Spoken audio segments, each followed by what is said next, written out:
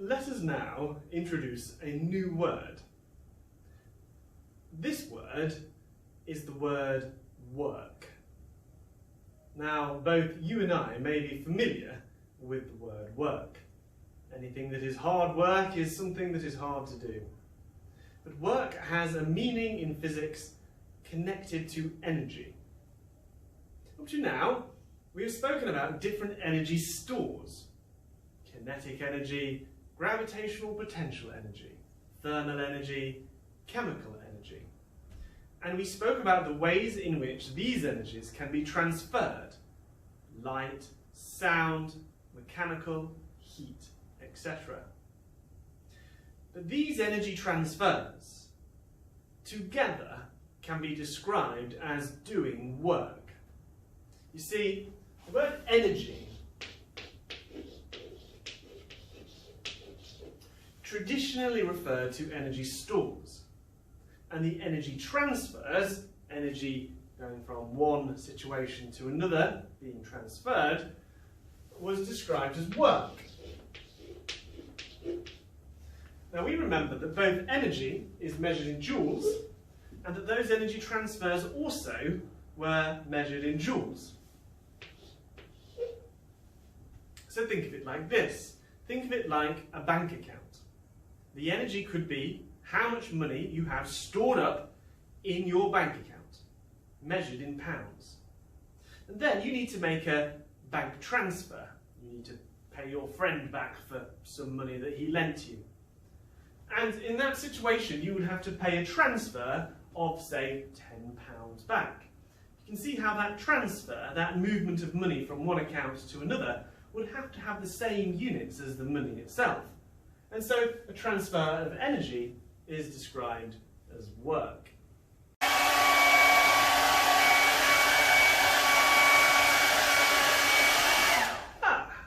Excuse me.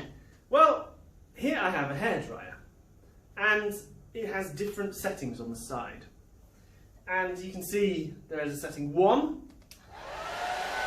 and there's a setting 2. But what's going on? How can I be transferring electrical energy differently between these two settings? There's something different between the two. And that thing is power. Power describes the rate at which work is done. That's a tricky one. You know that electricity will flow through this wire into the hairdryer, and it will go through an energy transfer, converting into the kinetic energy of the fan and the thermal energy of the heated element. Now, it may just do that in a mediocre fashion. It may do that in a limited way, or it may do it in a very rapid way. What I mean is that there are two different rates at which this might happen: a slow rate and a fast rate. And how we describe the difference between these two rates is we describe the power. So if I had a machine that converted energy into some other kind of energy, be it a hairdryer, a lawnmower, a remote control car, whatever, then I could talk about its power rating, the rate at which it converted that energy. Imagine this: electrical energy of 1 joule turning into 1 joule of thermal energy, like a hairdryer. Now, if it does that every single second, so 1 joule every 1 second, then after 10 seconds it will have transferred 10 joules. After a minute it will have transferred 60 joules. After an hour it would have transferred 3.6 kilojoules, or 3,600 joules, because that's how many seconds there are in an hour. How would we describe this power rating? Well, we give this a special name. 1 joule every second is the same as 1 watt.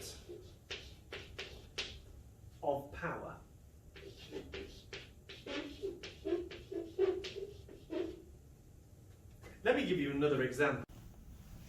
So right here, we have a special plug, and it goes between the plug of my hairdryer and the mains socket. And it says here on the dial just how many watts of power are being used. And that represents 0 joules of energy every single second. Strange enough, that's because the hairdryer is off. If the hairdryer was on, then this would change. So we put it down onto its lowest setting, and we turn it on. And you can now see it's measuring 147 watts. I turn the heat up, it jumps to 616 watts. I put the heat up even more, it goes to 1074 watts. And then I put the fan on to its highest setting,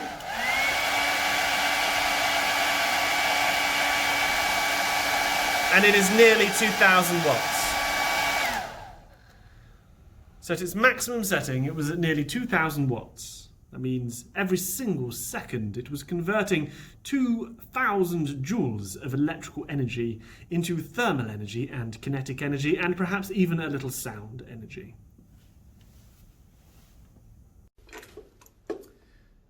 So the more power, the more energy per second is being transferred. Now I have here a light bulb holder. And I have here a light bulb. I'm going to screw this in, like so. Just make sure it goes in. It's a bit stiff, there we go.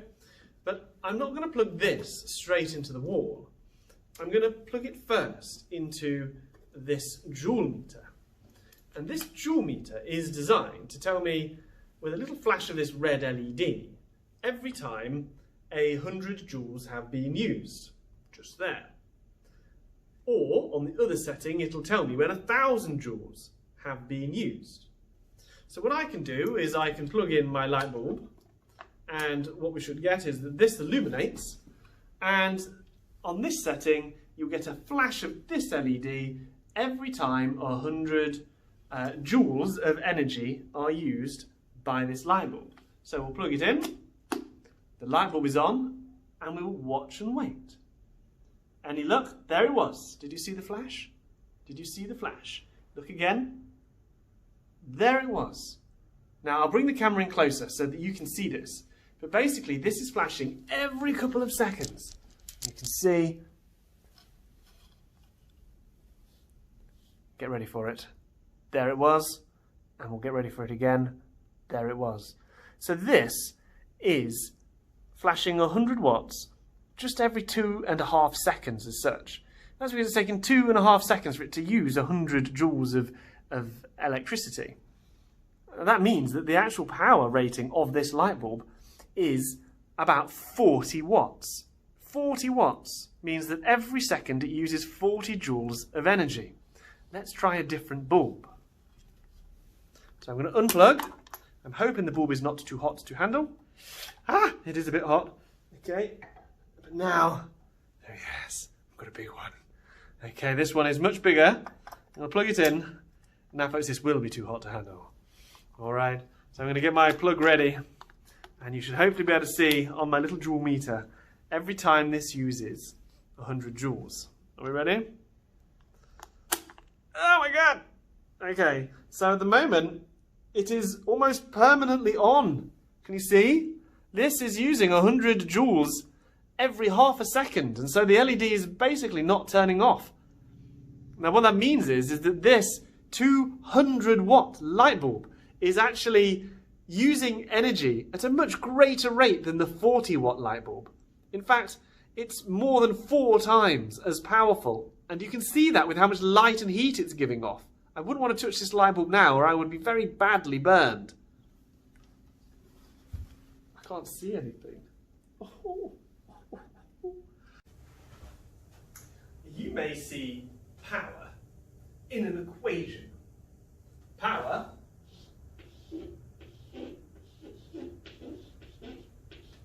is equal to the energy per unit time sometimes you will see this written down that power is equal to the work done. Remembering, of course, that work done simply refers to an energy transfer divided by time.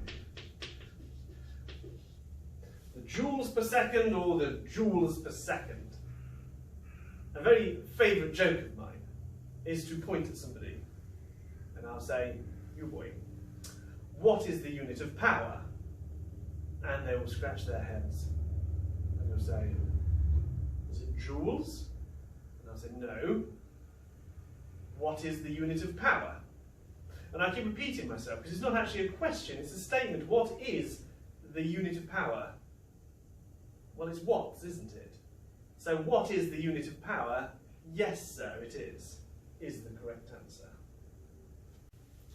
Now imagine this. If I were to store 20 joules of energy as gravitational potential energy, then I could work out my power rating as I did it.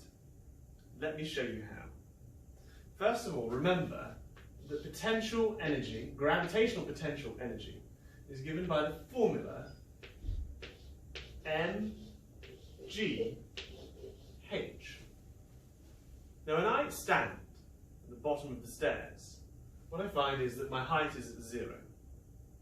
And so anything multiplied by 0 is 0. At the bottom of the stairs, I have 0 joules of gravitational potential energy, measured relative to my starting point. If I were then to run up the stairs, I would gain a certain height, h, which I would put into this formula. Say, for example, this height was 5 meters. Then my gravitational potential energy at the top would be equal to my mass times by the gravitational field strength times by the height that I had reached. If I know these three things, then I can work out the amount of energy I have gained in the gravitational potential energy store. Now, where has that come from? It's in the store now, but it wasn't in the store before. I have transferred energy from my chemical energy that is present in my bloodstream because I've had my breakfast this morning, and I have transferred it into gravitational potential energy. Now that energy transfer is doing work against gravity. And so what happens is I have done an amount of work to get up to the top. And now say, for example, it was 100 joules of work to get to the top, then I have gained 100 joules of gravitational potential energy by investing 100 joules of work in climbing the stairs. If I had a time over which I had done it, say 10 seconds, so my time was equal to 10 seconds, and this was equal to the amount of work that I had done, then I could work out my power rating as a human being, the rate at which I can convert my chemical energy into other forms of energy. So remember that power is equal to the work done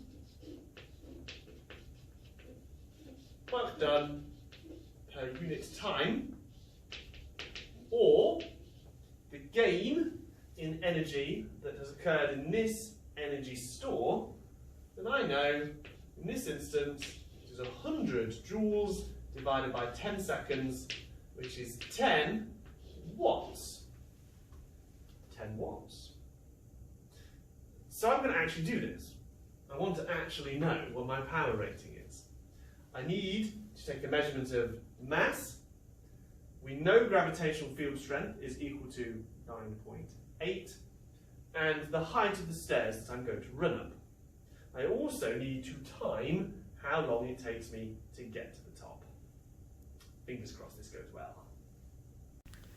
First things first, I need to measure my mass.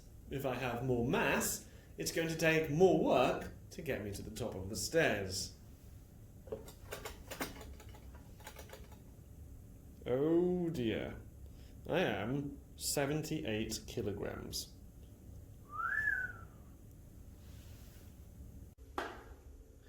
Now I'm going to climb this flight of stairs. I need to know how high the flight of stairs is for the h in NGH. So I'm going to use this very large tape measure to drop down, and when it touches the floor I shall take a reading, and that will give me the height of the stairs. I can see it's going down, which has just touched the bottom. I'm going to measure it from the top step, and I can see that it is 7.6 metres from the ground floor to the top floor. 7.6 metres. So I'm now 7.6 metres lower than I was at the top. I'm going to start my stopwatch and run up the stairs.